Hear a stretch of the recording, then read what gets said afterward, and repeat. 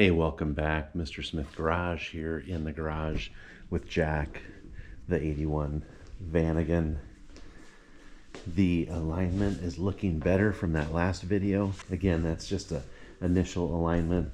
I still haven't done anything with the alignment on the back wheels. A little dark over on this side. Anyway, hey, we're going to be heading up to Diesel Synchro Gyms to work on the exhaust manifold, where I kind of took a little divot out of that. So we're gonna see if we can get some film on that. All right, I'm here with Jim. We're using our minds because that's 80% of the problem is that we gotta think through this process. So we're just looking to see where the high and low spots are with a file. And this is the shop. And that's the milling device, Bridgeport Mill. J-hit. We'll see if we end up using it or not. When you were talking about Ben, I kept visualizing Ted. Ted, oh yeah.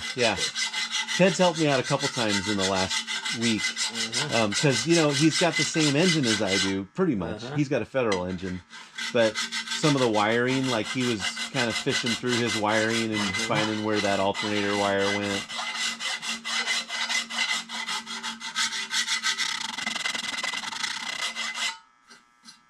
I can work on it a little bit too. Another thing I wanted to ask you about was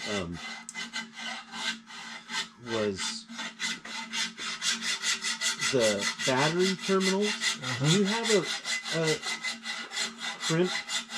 crimper for like what do they call them? Terminal locks? The one that actually goes on the battery?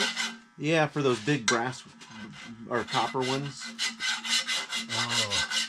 You know what I'm talking about? Yeah. I don't have one that's that big. What I do, I just solder those. Oh, okay. I fill them up with solder. Solder, yep. Like 3/4 full solder and... Yeah, I use a torch. Uh-huh. Starting to get a little bit more. Yeah. Keep working on it just a little bit this more. bottom is like... You want that flat. Yeah.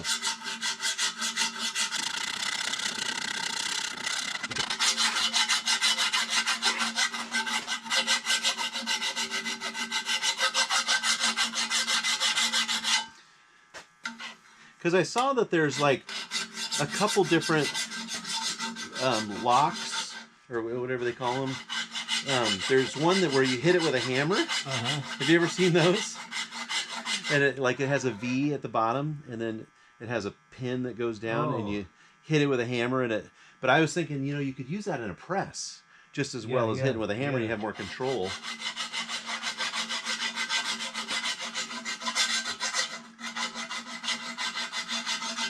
That's interesting. We've got... Let me see if I can find some. I want to show you the type of terminals that I like. I'll be right back. Okay.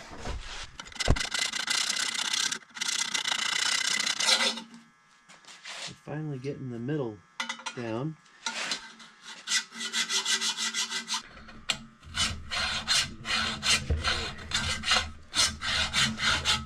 I'm getting in the middle now. But it's just not on the ends. That's okay. If you get it close, you know, 50%, you'll be fine, because the gasket deforms.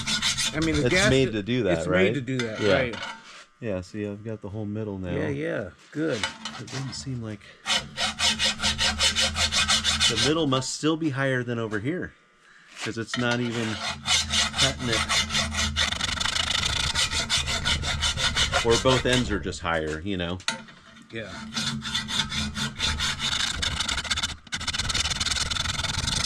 Well, that's looking pretty good there, Rob. Yeah, it's we'll get just a little bit more in there. Yeah. So look, I wanted to show you this. I particularly like this connector. This is a standard Volkswagen. This is a standard Volkswagen connector. Oh, okay. So these two holes are threaded here. So you could put a nut or a bolt in there. A bolt in there, and then it has two studs down here with 10 millimeters. So you can put four things in there. Plus this, I like this That's how it tightens. Yeah, so it's got a little wedge. It kind of looks like the one that was on the Eurovan. Yeah, I think yeah. I had either 4 or 6 connectors on it. Okay. So this thing has this taper thing. So when you tighten this bolt down, it pulls this Pulls up it together. and Yeah. squeeze it together. Jim working away on it there. I'm gonna try to get some slightly different angle in here.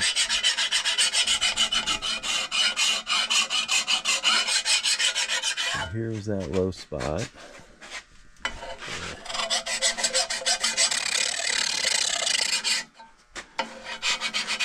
So you can see it's not much lower than these other low spots now. Yeah. So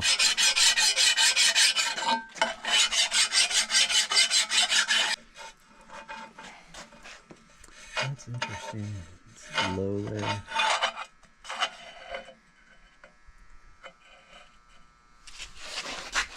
Yeah, you can't really see that anymore, huh? really red flashlight.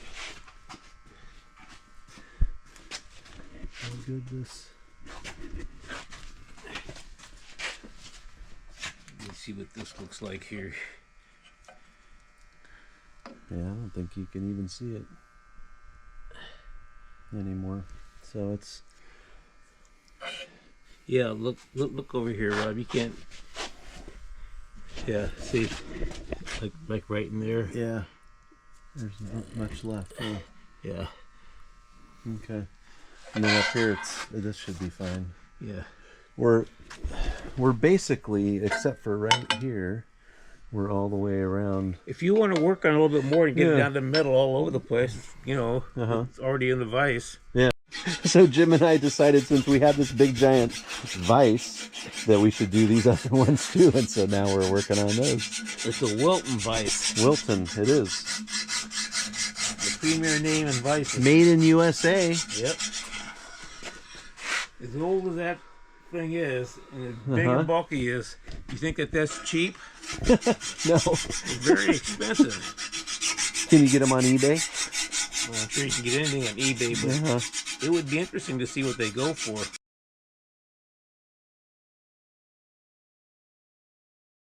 Yeah. Just like anvils. You get a great big anvil, a 150-pound anvil, not cheap.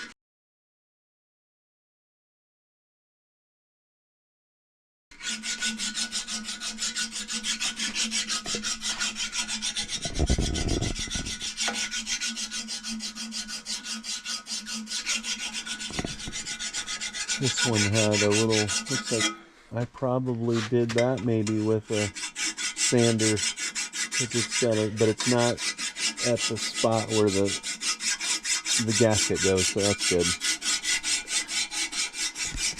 That's where my O2 sensor goes, and then I don't know what this port's for something extra. Maybe for when you do smog check or something. Probably for a sensor if you wanted to put in an exhaust gas sensor or something. Yeah, or a temperature. Yeah, a temperature sensor. That'd be awesome.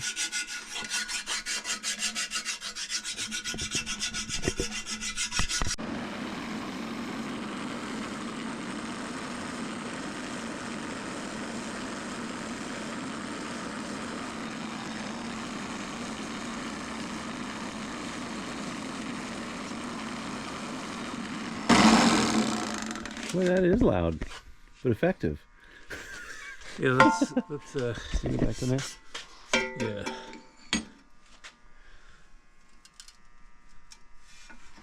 Every time.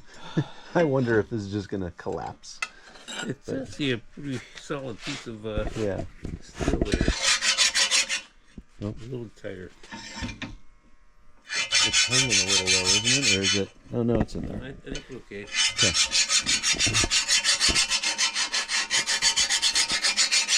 Your wire wheel's getting a little thin there. Yeah. Needs to be changed out. Whenever I do my wire wheel stuff, I end up with little pieces of wire stuck in all my clothes. Yeah, you better be wearing safety glasses. Yeah. Yeah, One of those little pieces in your eye, you're going to be unhappy. Yeah. Okay, back in the garage with Jack. and the exhaust manifold. So you can see we kind of cleaned up the ends, and then I used a rust thing. Let's see if I can find the rust thing. Oh, right here. Evaporative gel rust remover. See that? Clings to vertical surfaces. Anyway, I used that, and then I rinsed it off, then I blew it off with an air compressor.